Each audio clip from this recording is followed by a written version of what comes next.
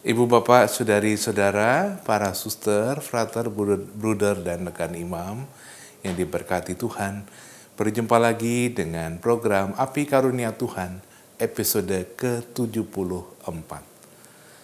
Dalam episode ini kita akan melanjutkan pembahasan surat kedua, surat ketiga Yohanes, dan kitab Yudas.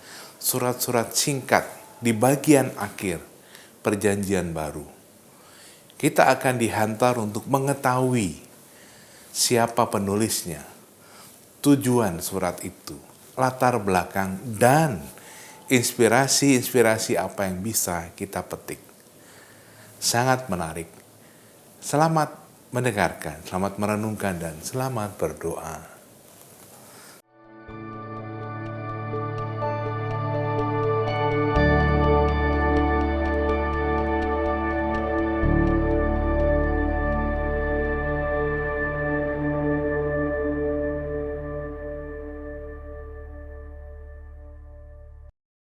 Saudari-saudaraku yang terkasih, dalam percakapan yang lalu, kita masuk di dalam surat pertama Yohanes. Dan kita menggunakan istilah mistik. Karena apa? Karena memang pesan Yohanes adalah pesan ungkapan mengenai pengalaman pribadinya, pengalaman mistiknya bersatu dengan Allah, hidup dalam persekutuan dengan Allah. Nah, di dalam surat pertama Yohanes, ia ingin menjelaskan seperti apakah hidup dalam persekutuan dengan Allah. Pertama, Allah itu siapa? Lalu ciri-ciri hidup dalam persekutuan dengan Allah yang seperti itu apa? Yang sudah kita bicarakan adalah bahwa Allah itu terang. Itu pernyataan pertama, 1 Yohanes bab 1 ayat 5. Lalu kalau Allah itu adalah terang, dengan sendirinya orang yang hidup dalam persekutuan dengan Allah ya mesti hidup di dalam terang. Dan hidup di dalam terang itu artinya apa? Artinya menjalankan perintah kasih. Menjalankan perintah kasih itu artinya apa? Setia pada perintah awal, pada pengajaran awal, dan tidak ikut-ikutan di dalam arus para nabi palsu. Itu sebutan Allah yang pertama. Allah adalah terang. Sebutan yang kedua ada pada bab 2 ayat 29, Allah itu benar. Dikatakan begini, jikalau kamu tahu bahwa ia adalah benar, kamu harus tahu juga bahwa setiap orang yang berbuat kebenaran lahir daripadanya. Maka konsekuensinya, kalau Allah itu benar, maka orang yang hidup dalam persekutuan dengan Allah ya mesti berbuat kebenaran dan tidak berdosa. Pertanyaannya, berbuat kebenaran itu apa? Kembali lagi kata kuncinya. Kata kuncinya melaksanakan kasih dengan teladan kasih Kristus sendiri. Kita sampai di situ. Sekarang kita lanjutkan, sifat Allah yang ketiga yang paling dikenal, paling banyak dikutip ini ayat-ayat ini, yaitu bahwa Allah adalah kasih. Saya disampaikan sampai 2 kali pada bab 4 ayat 8. Barang siapa tidak mengasihi, ia tidak mengenal Allah. Sebab Allah adalah kasih. Jelas. Ayat 16. Kita telah mengenal dan telah percaya akan kasih Allah kepada kita. Allah adalah kasih. Dan barang siapa tetap berada di dalam kasih, ia tetap berada di dalam Allah, dan Allah ada di dalam dia. Nah, kasih itu akarnya di mana? Jadi kalau Allah adalah kasih, maka kasih kita pun pasti berasal dari Allah. Jadi setiap perbuatan kasih pasti berasal dari Allah dan tidak dari tempat yang lain. Nah, kasih kita supaya kita bisa berbuat kasih karena Allah adalah kasih. Itu dasarnya apa? Akarnya mana? Moga-moga jelas yang dimaksudkan. Karena Allah adalah kasih, maka setiap kasih, perbuatan kasih yang kita lakukan pasti berasal dari Allah. Pertanyaannya, manakah akar dari perbuatan kasih yang kita lakukan itu? Akarnya adalah iman. Dan itulah yang dikatakan pada bab 4 ayat 9. Dalam hal inilah kasih Allah dinyatakan di tengah-tengah kita. Ini kasih Allah dinyatakan di tengah-tengah kita. Dasarnya apa? Nah ini, dasarnya iman, yaitu bahwa Allah telah mengutus anaknya yang tunggal ke dalam dunia. Inilah dasar kasih, supaya kita hidup olehnya. Inilah kasih itu bukan kita yang telah mengasihi Allah, tetapi Allah yang telah mengasihi kita dan yang mengutus anaknya sebagai pendamaian bagi dosa-dosa kita. Di setiap perbuatan kasih itu asalnya dari Allah, dan supaya kasih itu sungguh berasal dari Allah, supaya bisa Allah yang adalah kasih bisa membuahkan kasih di dalam diri kita, kita mesti beriman kepada Allah. Allah yang bagaimana? Nah ini, yang mengutus anaknya yang tunggal ke dalam dunia, supaya kita hidup olehnya. Saya kira jelas, atau bab 5 ayat 1 masih bisa ditambahkan, setiap orang yang percaya bahwa Yesus adalah Kristus, lahir dari Allah, dan setiap orang yang mengasihi Dia yang melahirkan, mengasihi juga Dia yang lahir daripadanya. Dan dengan demikian sebetulnya pokok dari surat pertama Yohanes yaitu sederhana, tetapi nanti kalau mulai membaca ayat demi ayat tidak mudah. Moga-moga skema tadi dapat membantu. Tinggal penutupnya. Penutupnya kita temukan pada bab 5 ayat 13 sampai 21. Bab 5 ayat 13 itu ayat kunci untuk memahami surat pertama Yohanes dengan bab 1 ayat 1 sampai 3. Semuanya itu kutuliskan kepada kamu, supaya kamu yang percaya kepada nama Anak Allah tahu bahwa kamu memiliki hidup yang kekal.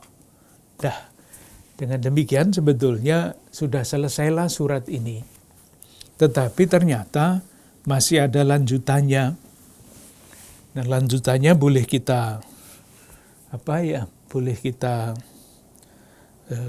anggap sebagai tambahan. Apa yang dikatakan di situ, ayat 14 dan 15. Penegasan bahwa orang beriman didengarkan doanya.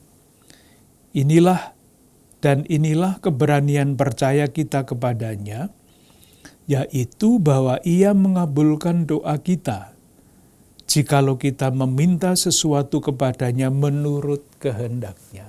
Saya kira jelas. Jadilah kehendak-Mu, seperti doa Yesus, menginginkan ini, tetapi bukan kehendak-Ku, melainkan kehendak-Mu lah yang terjadi. Penegasan yang sama.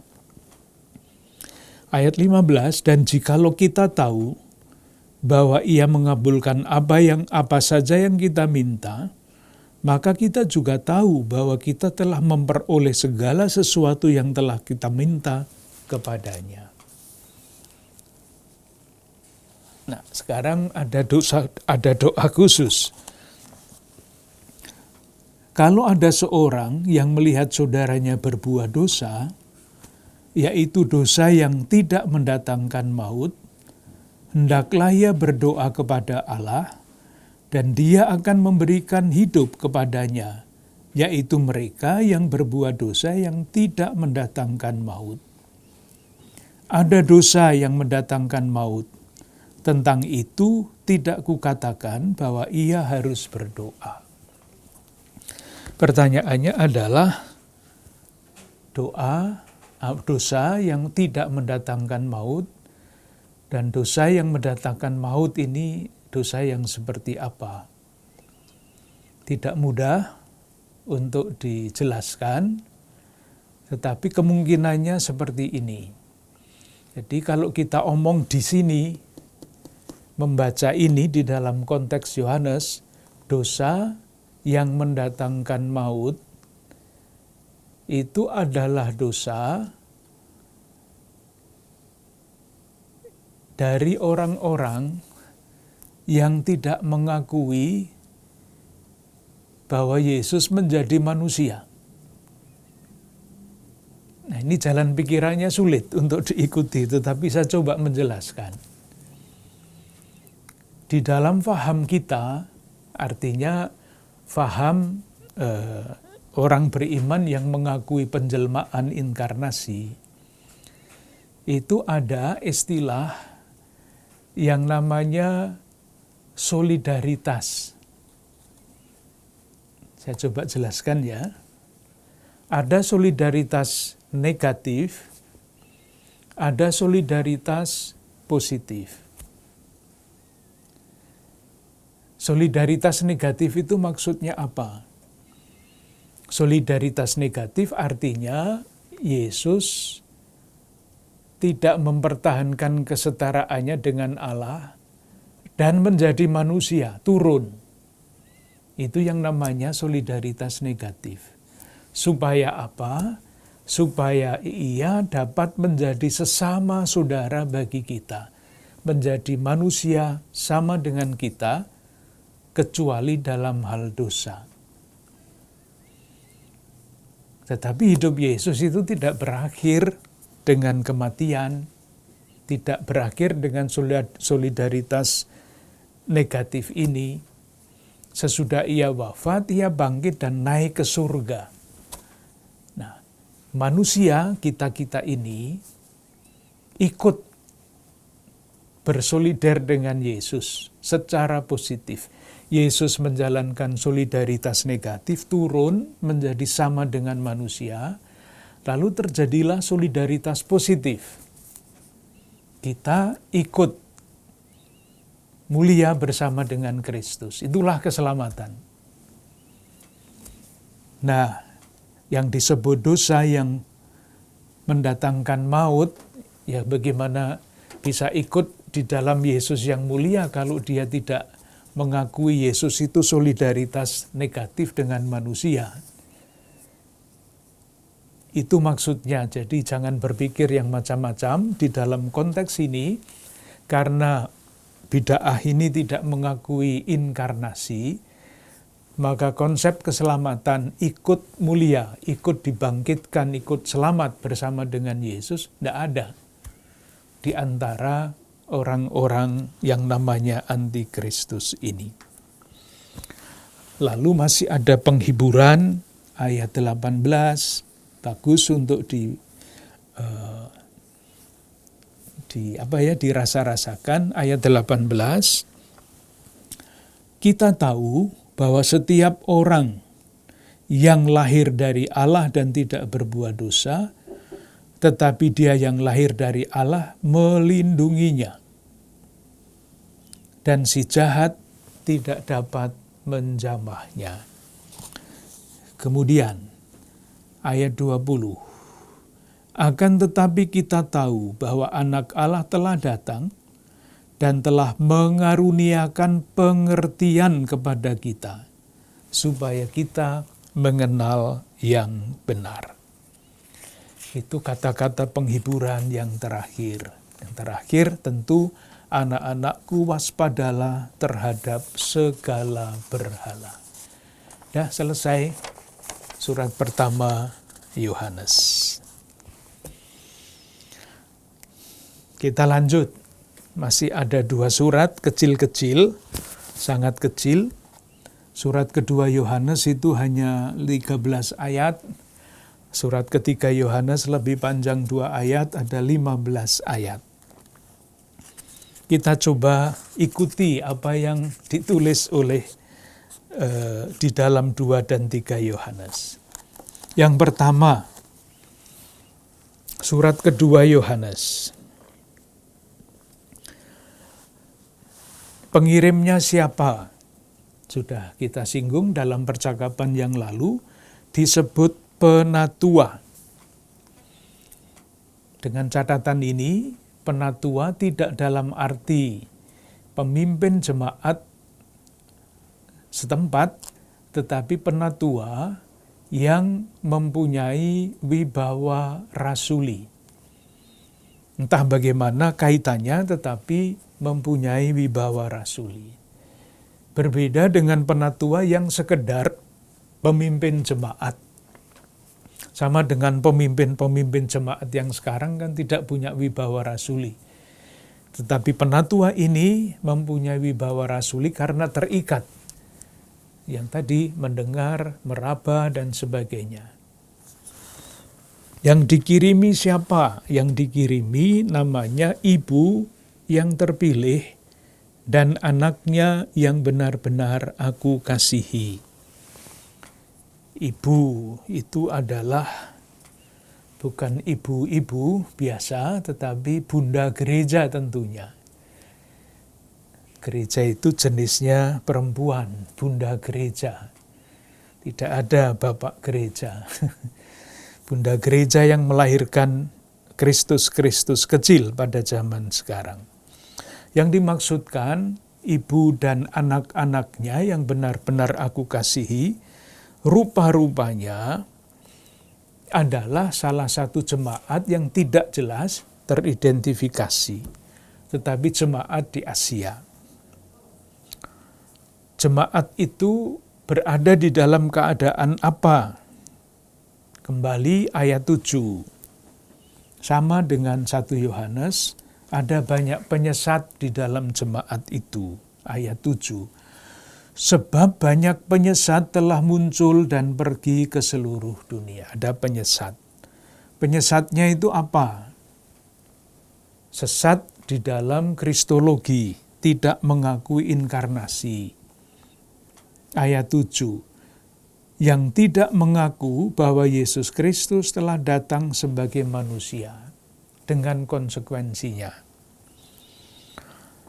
Penyesat yang sifat penyesat berikutnya adalah tidak setia pada ajaran awal. Ayat 9. Setiap orang yang tidak tinggal di dalam ajaran Kristus, tetapi yang melangkah keluar dari situ tidak memiliki Allah. Jadi merasa melihat Allah, memiliki Allah, tetapi bukan mereka. Yang memiliki Allah, yang mengenal Allah adalah yang mengakui Yesus datang sebagai manusia. Terus apa maksudnya surat ini ditulis? Ya sama, menasihati dan meneguhkan iman mereka. Ayat 8. Waspadalah. Jadi diingatkan supaya mereka waspada, jangan kehilangan apa yang telah kami kerjakan itu. Jadi, jangan kehilangan iman yang diwartakan oleh para pewarta itu. Tinggallah di dalam ajaran Kristus. Barang siapa, ayat 9, barang siapa tinggal di dalam ajaran itu, ia memiliki bapa maupun anak. Dan tentu saja dengan konsekuensinya. Ayat 10. Jikalau seorang datang kepadamu dan ia tidak membawa ajaran ini, janganlah kamu menerima dia di dalam rumahnya, di dalam rumahmu, dan janganlah memberi salam kepadanya. Sebab barang siapa memberi salam kepadanya, ia mendapat bagian dalam perbuatannya yang jahat. Ya. Orang-orang itu yang dinasihati itu pada ayat 1 sudah disebut mengenal kebenaran. Ayat 1, bagian kedua, bukan aku saja yang mengasihi kamu, tetapi juga semua orang yang telah mengenal kebenaran. Nah, karena sudah mengenal kebenaran, nasihatnya apa? Nasihatnya ayat 4. Aku sangat bersukacita bahwa aku mendapati bahwa separuh dari anak-anakmu hidup dalam kebenaran, sesuai dengan perintah yang telah kita terima dari Bapa. Hidup dalam kebenaran artinya apa? Kembali lagi jurusnya Yohanes, mengasihi. Ayat 5, dan sekarang aku minta kepadamu, Ibu, bukan seolah-olah aku menuliskan perintah baru bagimu, tetapi menurut perintah yang sudah ada pada kita dari mulanya, supaya kita saling mengasihi. Nah sudah, itu isinya 2 Yohanes 15-13 ayat. 3 Yohanes sangat mirip dengan surat kedua. Sangat mirip. Kita coba lihat ya, beberapa ayat yang sungguh sangat mirip. 2 Yohanes ayat 4. Aku sangat bersukacita bahwa aku mendapati, dan selanjutnya. 3 Yohanes 3. Sebab aku sangat bersukacita, ketiga dan selanjutnya. Bersukacita dan bersukacita. 2 Yohanes ayat 12-13. Sungguh pun banyak yang harus kutulis kepadamu, aku tidak mau melakukannya dengan kertas dan tinta. Kata-kata yang sama terulang pada 3 Yohanes ayat 13. Banyak hal yang harus kutuliskan kepadamu, tetapi aku tidak mau menulis kepadamu dengan tinta dan pena. Sama. Perbedaannya, surat ketiga Yohanes ini lebih pribadi. Bedanya di mana? Surat kedua Yohanes ditulis untuk ibu yang terpilih dan anak-anaknya. Sementara surat ketiga Yohanes ditujukan kepada orang.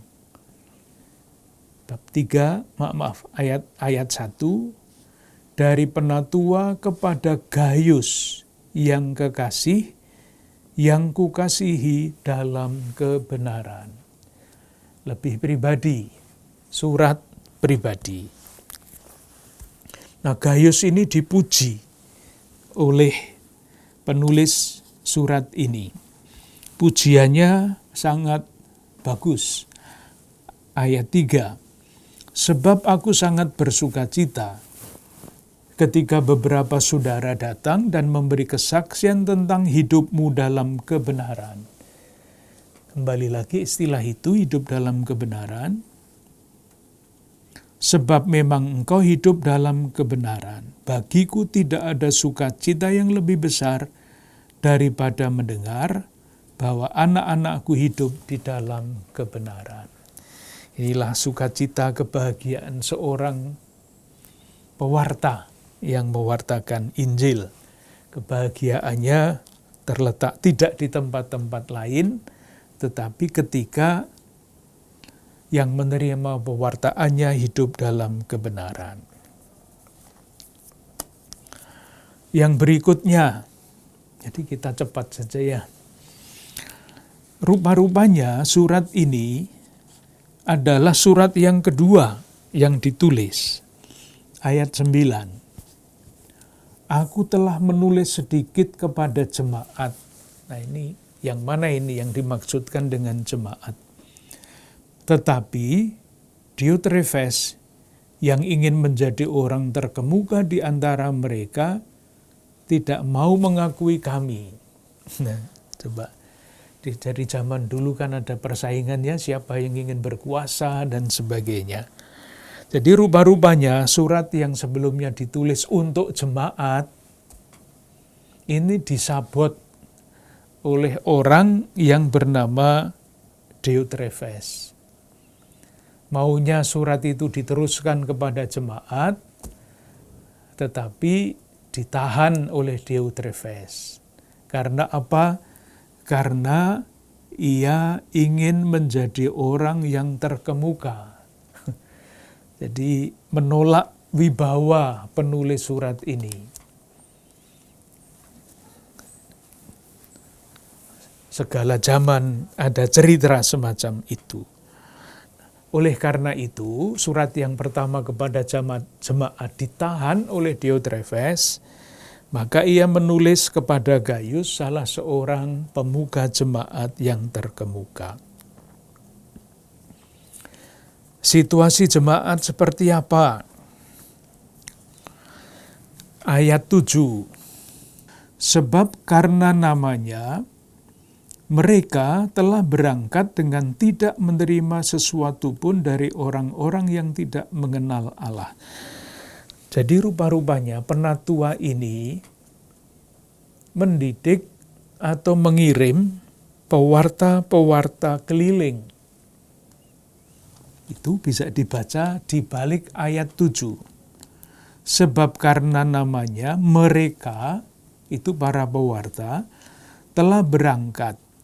Tentu untuk mewartakan hidup bersama dengan Allah itu. Dengan tidak menerima sesuatu pun. Tidak dibayar. Ayat 8, kita wajib menerima orang-orang yang demikian, supaya kita boleh mengambil bagian dalam pekerjaan mereka untuk kebenaran. Jadi para misionaris, para pewarta keliling yang tidak mendapat apa-apa, tetapi kemudian penulis ini menasihati, kalau orang-orang pewarta itu datang, ya silahkan menerima dengan baik, didukung oleh umat. Sementara Diotrephes itu tidak menerima pewarta yang seperti ini. Ayat 9, ayat 10.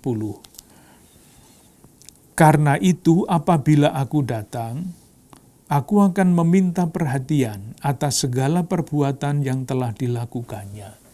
Nya itu siapa? Diotrephes itu. Sebab ia meleter, melontarkan kata-kata yang kasar terhadap kami. Dan belum merasa puas dengan itu. Ia sendiri bukan saja tidak mau menerima saudara-saudara yang datang, nah ini para pewarta, tetapi juga mencegah orang-orang yang mau menerima mereka dan mengucilkan orang-orang itu dari jemaat. Perselisihan seperti itu ada di sepanjang sejarah gereja, kecil-kecil, tetapi menjadi kerikil-kerikil yang mengganggu. Tentu penulis minta supaya Gaius mendukung para pewarta itu. Disebut juga seorang yang bernama Demetrius. Ayat 12.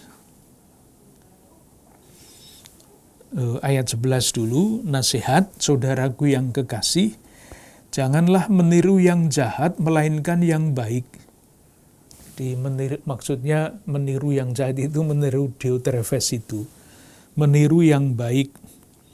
Ayat 12, tentang Demetrius, seorang yang memberi kesaksian yang baik, malah kebenaran sendiri memberi kesaksian yang demikian.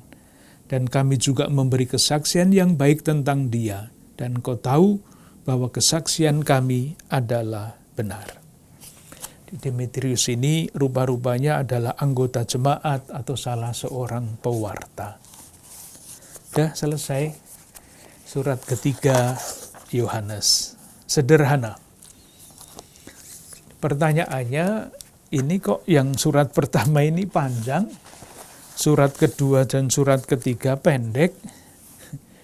Itu kalau orang kritis, biasanya yang panjang itu memperpanjang yang pendek atau yang pendek memperpendek yang panjang. Silahkan membayangkan, tapi itulah yang didiskusikan di antara para penafsir kitab suci. Urut-urutan surat ini nulisnya kapan? Kalau urutannya kan 1 Yohanes, 2 Yohanes, 3 Yohanes kan? Tapi rupa-rupanya itu bukan urutan dalam waktu. Karena secara logika, surat kedua Yohanes, surat ketiga Yohanes ini kan sangat sederhana. Memang menyebut penyesat, tapi tidak jelas penyesatnya itu siapa. Rupa-rupanya sudah mulai ada tanda-tanda penyesatan, tetapi ilmu sesat itu belum terstruktur. Nah, kalau cara berpikir ini benar, maka urut-urutan penulisannya bukan 1 Yohanes, 2 Yohanes, 3 Yohanes, tetapi surat pertama Yohanes itu ditulis paling akhir, karena yang masih awal, penyesat-penyesat yang belum jelas itu, sudah berkembang dengan ilmu yang sudah semakin canggih, dan itulah yang ditolak atau yang dikritik atau yang menjadi lawan polemik dari surat pertama Yohanes. Tapi itu sekedar catatan pinggir. Kalau mau bertanya secara kritis, nomor 1 kok panjang, yang kedua kok pendek, ketiga pendek, urutannya bagaimana? Kalau tidak bertanya tentang itu ya tidak apa-apa. Kita anggap saja 1 Yohanes, 2 Yohanes, 3 Yohanes, selesai. Sebelum sampai kepada tulisan yang terakhir, kitab Wahyu, masih ada satu kartu pos lagi, yaitu surat Yudas. Persis di belakangnya surat ketiga Yohanes. Kita selesaikan sekalian, supaya pada percakapan yang akan datang kita mulai dengan kitab Wahyu. Ada beberapa catatan pengantar, nanti silakan baca sendiri, pendek. Surat ini istimewa, bukan karena pendeknya, tetapi karena ada pengaruh bukan dari kitab suci tulisan yang lain, tetapi dari yang disebut tulisan-tulisan apokrif. Nah, tulisan apokrif ini apa? Kan kita mempunyai jumlah kitab suci perjanjian baru itu 27. Itu yang disebut tulisan kanonik. Tetapi di luar yang 27 itu ada banyak tulisan yang dihubungkan dengan Yesus Kristus, yang dihubungkan dengan Rasul. Namanya kitab-kitab apokrif. Tidak diakui sebagai ukuran iman. Kalau dikumpulkan, saya mempunyai 2 buku tebal tentang tulisan-tulisan apokrif itu. Cerita-cerita isinya, antara lain, misalnya tentang Musa yang diangkat ke surga. Itu kan tidak ada di dalam teks kitab suci kita. Tetapi ada tulisan, salah satu buku apokrif, yang namanya Pengangkatan Musa ke surga. Nah, itu ada pengaruhnya di dalam tulisan Yudas ini. Sementara pengaruh apokrif terhadap tulisan kitab suci yang lain itu tidak ada.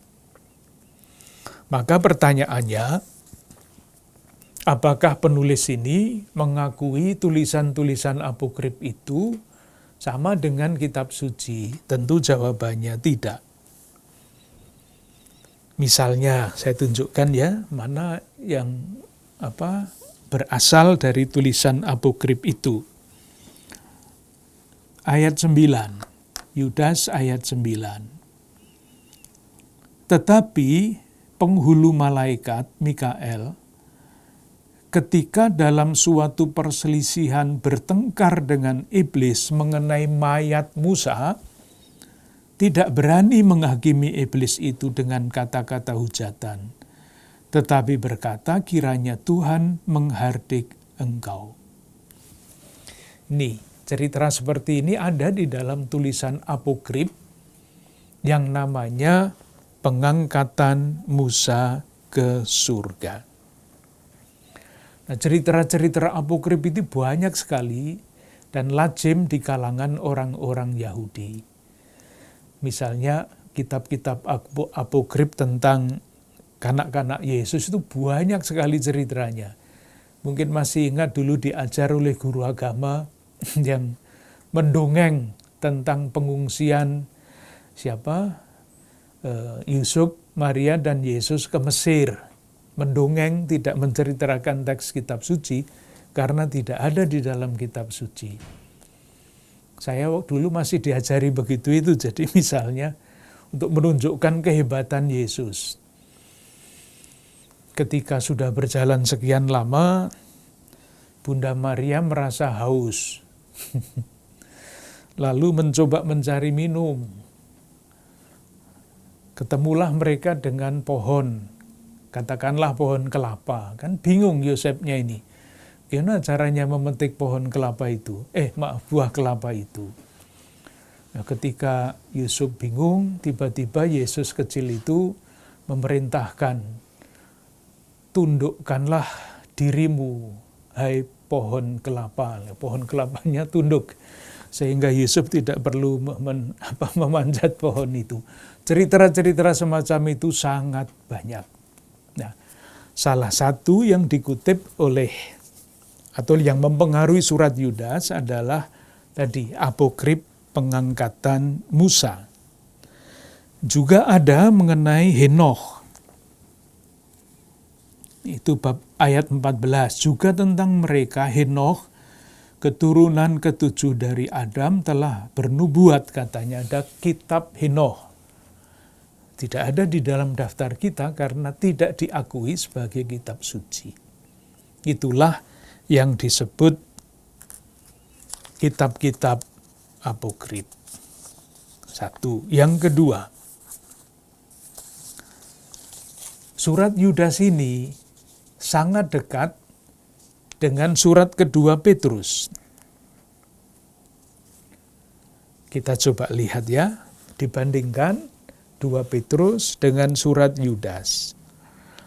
Kedua surat ini mempunyai latar belakang yang mirip-mirip, yaitu melawan guru palsu, nabi-nabi palsu. Kita kembali ke 2 Petrus bab 3 ayat 3. Yang terutama harus kamu ketahui ialah bahwa pada hari-hari zaman akhir akan tampil pengejek-pengejek dengan ejekan-ejekannya, yaitu orang-orang yang hidup menurut hawa nafsunya, pengejek-pengejek. Kita baca Yudas ayat 18.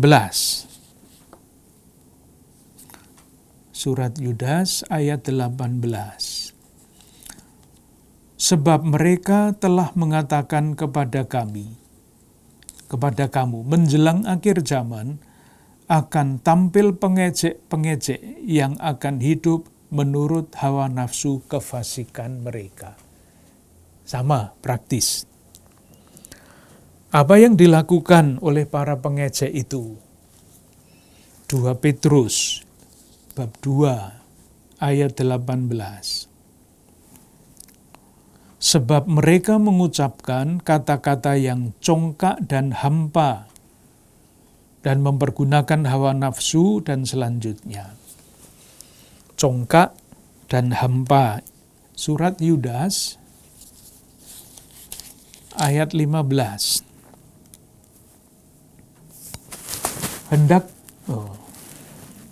Sesungguhnya Tuhan datang dengan beribu-ribu orang kudusnya, hendak menghakimi semua orang dan menjatuhkan hukuman atas orang fasik karena semua perbuatan fasik. Nah sekarang, yang mereka lakukan dan karena semua kata-kata nista yang diucapkan orang-orang berdosa yang fasik itu terhadap Tuhan. Mirip. Seperti apa lagi orang-orang itu berfoya-foya hidupnya tanpa malu. 2 Petrus bab 2 ayat 13. 2 ayat 13. Dan akan mengalami nasib yang buruk sebagai upah kejahatan mereka. Berfoya-foya pada siang hari mereka anggap kenikmatan. Surat Yudas ayat 12. Mereka inilah noda dalam perjamuan kasih-Mu, di mana mereka tidak malu-malu melahap dan hanya mementingkan dirinya sendiri. Mereka dan selanjutnya, bagaikan awan yang tak berair dan selanjutnya. Dosa mereka disamakan dengan malaikat yang memberontak, dengan Sodom, dengan Gomora, dan dengan Bileam. 2 Petrus bab 2 ayat 4-6. Nanti bisa dibaca sendiri. 2 Petrus bab 2 ayat 4. Sebab jikalau Allah tidak menyayangkan malaikat-malaikat. Ayat 6. Dan jikalau Allah membinasakan kota Sodom dan Gomora. Surat Yudas ayat 7. Sama seperti Sodom dan Gomora. Dan selanjutnya. Dan dengan demikian kita bertanya loh, ini surat kedua, surat ini kok dekat-dekat ini kira-kira seperti apa? Apakah ada kaitan satu sama yang lain? Kalau tidak mau masuk ke situ tidak apa-apa, tapi para penafsir itu kan ingin tahu saja ini, siapa yang menggunakan siapa yang menggunakan mana. Orang mengatakan bahwa 2 Petrus ini menjelaskan satu, apa yang tidak jelas di dalam surat Yudas, dan yang kedua menghilangkan unsur-unsur apokrif yang tidak dikenal oleh para pembacanya. Jadi mengenai Henoh, pembaca tidak kenal. Ayat 6, Yudas ayat 6. Itu tentang malaikat-malaikat. Ayat 6. Ia menahan malaikat-malaikat yang tidak taat pada batas-batas kekuasaan mereka, tapi yang meninggalkan tempat kediaman mereka dengan belenggu abadi di dalam. Itu semua tidak dikenal oleh para pembaca yang biasa. Maka dihilangkan oleh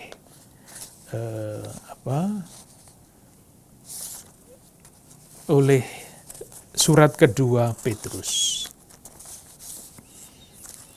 Penulisnya siapa? Menyebut diri Yudas, hamba Yesus Kristus, saudara Yakobus. Nah, di mana ini harus dicari penjelasannya. Kita ingat di dalam Injil Markus bab 6 ayat 3, Markus bab 6 ayat 3, di dalam ayat itu ditunjukkan ada 4 nama saudara Yesus. Markus bab 6 ayat 3. Ini kisah Yesus ditolak di Nazaret. Bukankah ia ini tukang kayu, anak Maria? Lah sekarang, saudara Yakobus, Yoses, Yudas, dan Simon. Ini disebut ada nama Yakobus, Yoses, Yudas, dan Simon. Yakobus yang disebut saudara Tuhan ini, kita semua tahu menurut Kisah Para Rasul, dia menjadi pemimpin jemaat Yerusalem. Sehingga ketika Petrus sudah pergi dari Yerusalem karena penganiayaan, Yakobus saudara Tuhan ini yang memimpin jemaat di Yerusalem. Dan ketika sidang di Yerusalem, Petrus datang, Yakobus dan Barnabas datang.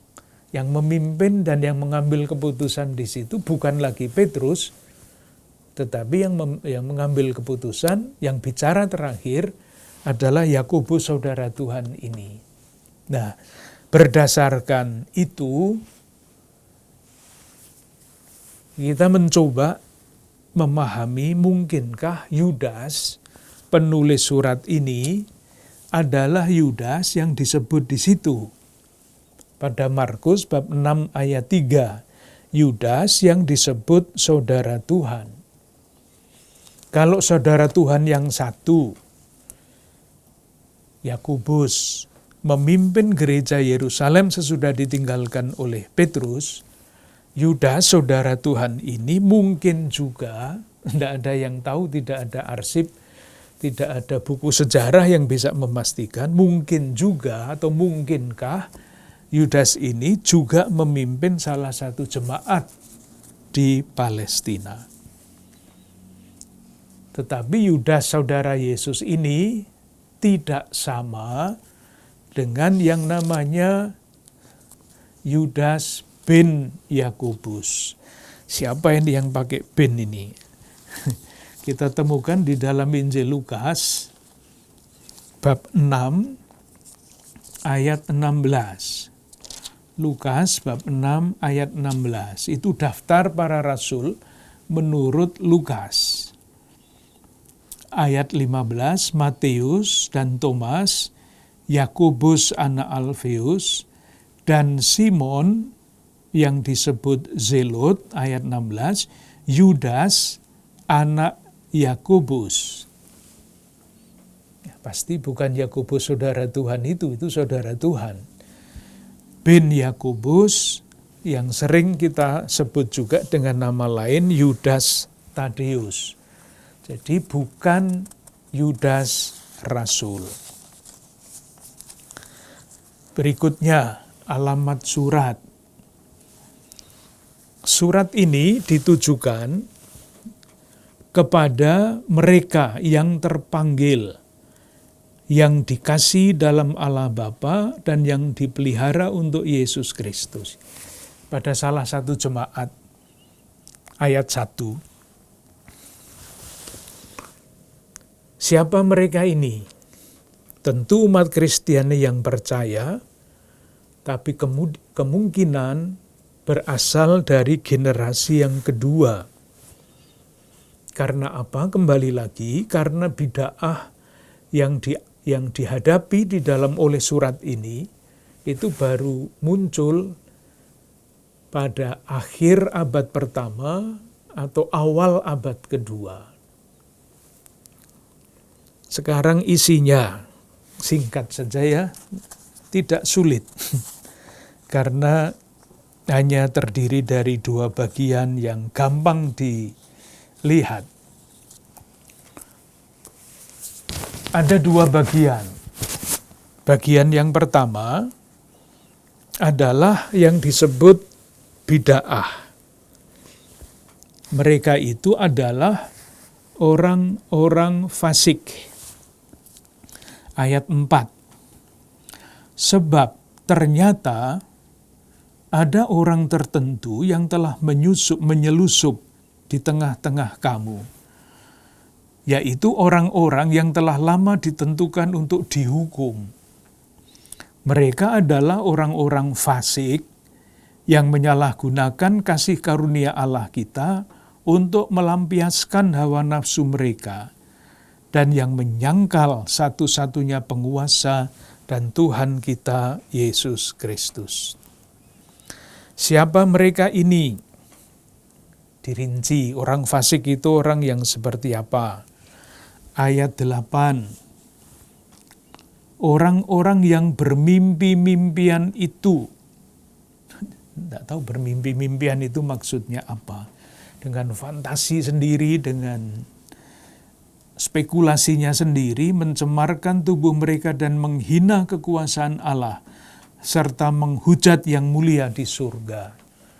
Siapa yang mulia di surga itu? Yang mulia di surga pada zaman itu adalah malaikat-malaikat. Jadi di lingkungan Yahudi itu ada struktur malaikat. Yang malaikat yang paling berkuasa siapa, itulah yang semua yang dimuliakan di surga. Ayat 13. Siapa mereka itu?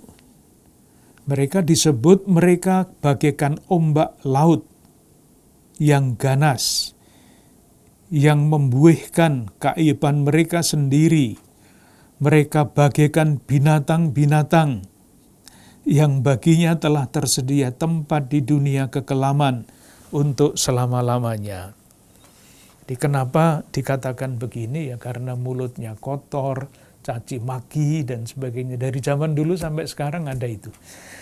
Yang ada di belakang surat Yudas pun sudah ada yang seperti itu. Mereka itu mengikuti jalannya Kain. Ayat 11, celakalah mereka karena mereka mengikuti jalan yang ditempuh Kain. Dan karena mereka oleh sebab upah menceburkan diri di dalam kesesatan Bileam, dan mereka binasa karena kedurhakaan seperti Korah. Kejam ya. Jadi orang-orang yang disebut fasik itu digambarkan dengan cara-cara seperti itu, yang tidak bisa lebih buruk daripada itu. Ayat 19, mereka itu hidup tanpa roh. Ayat 19, mereka adalah pemecah belah yang dikuasai hanya oleh keinginan-keinginan dunia dan yang hidup tanpa Roh Kudus. Ayat 4, menyangkal penguasa satu-satunya dan Tuhan kita Yesus Kristus. Hukumannya jelas. Ya sudah itu saja. Isinya cuman kayak gitu itu. Nah, kalau para fasik itu seperti itu, lalu nasihatnya apa bagi orang-orang yang tidak fasik? Mulai dari ayat 17 dengan kata pembuka, tetapi kamu, saudara-saudaraku yang kekasih, ingatlah akan apa yang dahulu telah dikatakan kepada kamu oleh rasul-rasul Tuhan kita Yesus Kristus. Di bagian pertama, sesudah salam, alamat, dan sebagainya, itu mendaftar siapa orang fasik itu, hukumannya seperti apa, karena hidup mereka seperti itu, memilih jalan Kain, dan sebagainya. Lalu pada bagian kedua, tetapi kamu, orang yang percaya, harus bagaimana? Pertama, mengikuti jalan, mengikuti apa yang dikatakan oleh rasul-rasul Tuhan kita Yesus Kristus. Ayat 20, akan tetapi kamu saudara-saudaraku yang kekasih, bangunlah dirimu sendiri di atas dasar imanmu yang paling suci, dan berdoalah dalam Roh Kudus. Peliharalah dirimu demikian dalam kasih Allah, sambil menantikan rahmat Tuhan kita Yesus Kristus untuk hidup yang kekal. Jadi, pertama nasihatnya ayat 17 berpegang pada pewartaan para rasul. 1. Yang kedua, waspada menjaga iman untuk diri sendiri. Ayat 20 dan 21.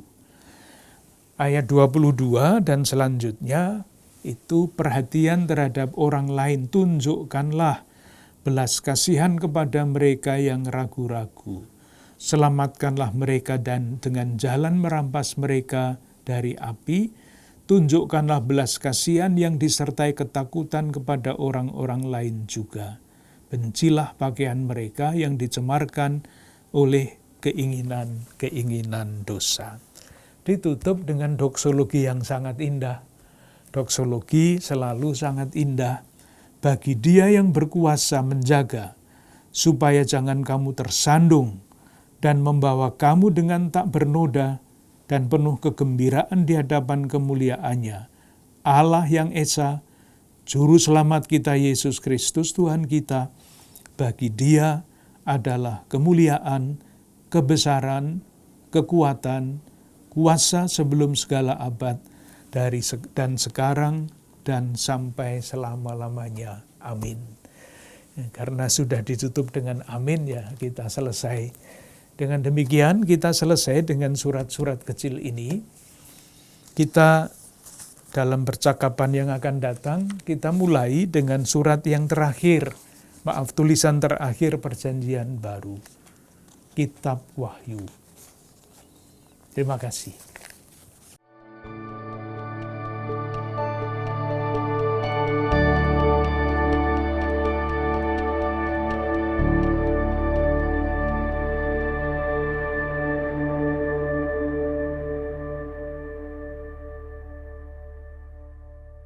Saudari-saudara, ibu bapak, para suster, bruder, frater, dan rekan imam, kita telah mengakhiri pembahasan episode ke-74.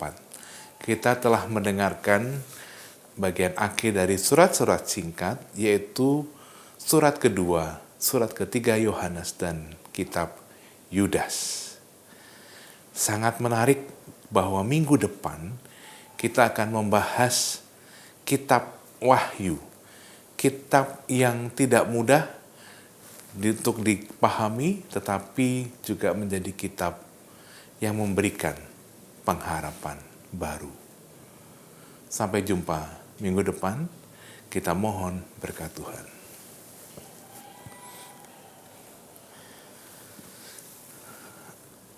Allah yang Maha Kasih, yang penuh kerahiman, senantiasa melindungi, membimbing, dan memberkati Anda beserta keluarga dan komunitas, Bapa, Putra, dan Roh Kudus. Amin. Terima kasih, selamat malam.